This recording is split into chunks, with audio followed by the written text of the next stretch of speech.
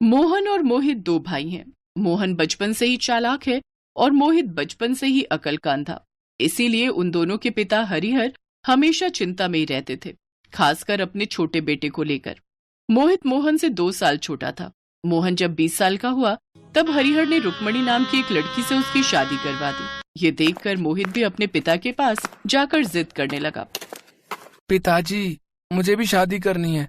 आपने भैया की शादी करवा दी, मेरी भी करवा दीजिए ना।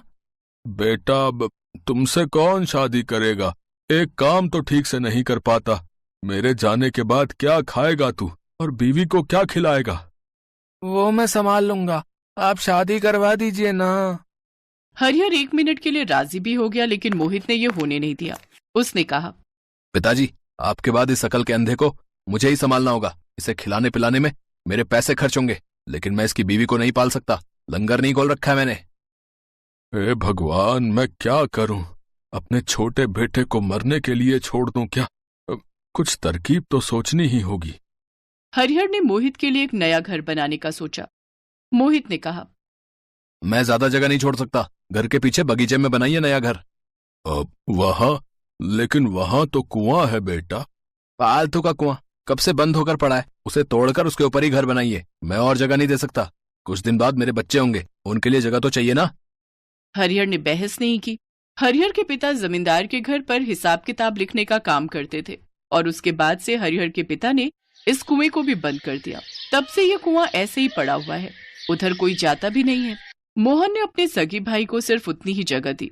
हरिहर ने कुआं तोड़कर उस जगह पर एक घर बना दिया। वो घर कम और झोपड़ी ज्यादा थी। उस झोपड़ी में हरिहर मोहित को लेकर रहने लगा। रुक्मणी ने एक वक्त का खाना देना भी बंद कर दिया।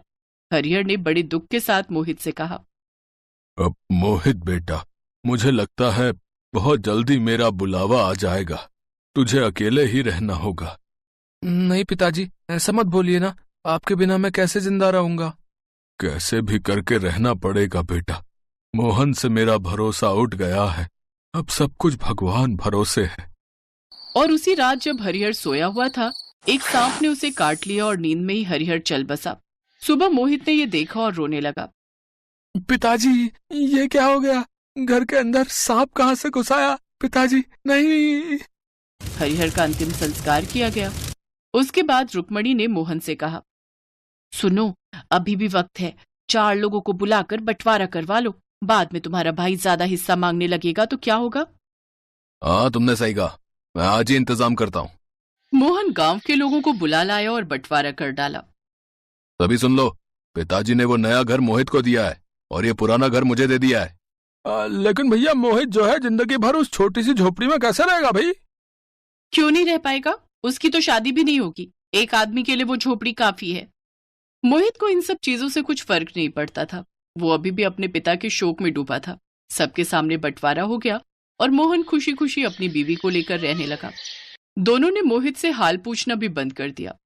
रुक्मणी हर रोज अच्छा अच्छा पकवान बनाती और मोहित झोपड़ी में बैठकर सूखे साग उबाल कर खाता। मोहित हर रोज तालाब के पास साग लेने जाने लगा और एक दिन दोपहर को उसने एक लड़की को तालाब में कपड़े साफ करते हुए देखा। उस लड़की का नाम मालती था।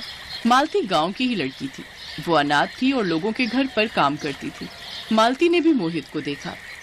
तुम हर रोज यहाँ साग लेने आते हो क्या? हाँ, और तुम? मैं कभी कभी आती हूँ कपड़े धोने, लेकिन अब से रोज आऊंगी। मोहित बुद्धू था, लेकिन प्यार का इशारा समझ गया।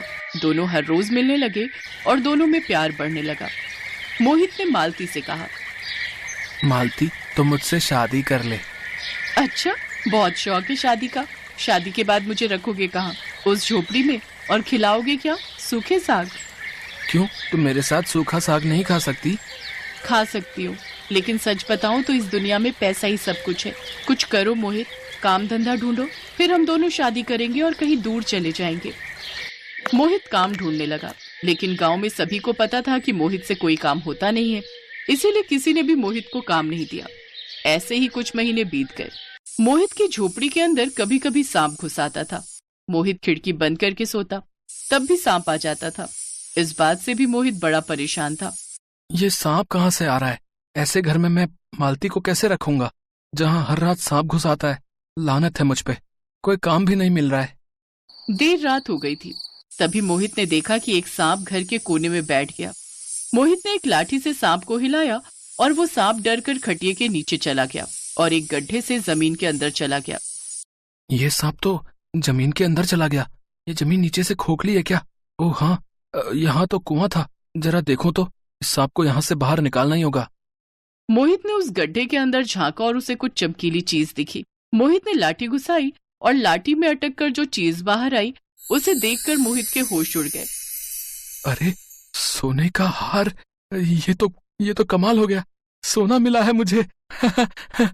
मोहित ने तुरंत खोदना शुरू किया। अंदर से वो सांप निकलकर झोपड़ी के बाहर भाग गया और मोहित को ढेर सारा सोना मिला। सोने से कुआं भरा हुआ था। वो सोना मोहित के हाथ में आ गया। जो हिस्सा मोहन ने मोहित को दिया था उसी हिस्से में करोड़ों का सोना था। मोहित करोड़पति हो गया और मोहन बस देखता रहा। उसने पूरे गांव को बुलाकर बंटवारा किया था, इसीलिए वो उस सोने पर हक नहीं जमा पाया। उसके खुद के बिछाए हुए जाल में ही वो फंस गया। मोहित ने गांव में अस्पताल बनवाया, स्कूल बनवाया और खुद के लिए एक बड़ा सा महल बनवाया और फिर उसने मालती से शादी की। गांव में मोहित हीरो बन गया और मोहन पर सब लोग थूकने लगे। इसी तरह मालती और बुद्धू मोहित खुशी खुशी जीवन बिताने लगे।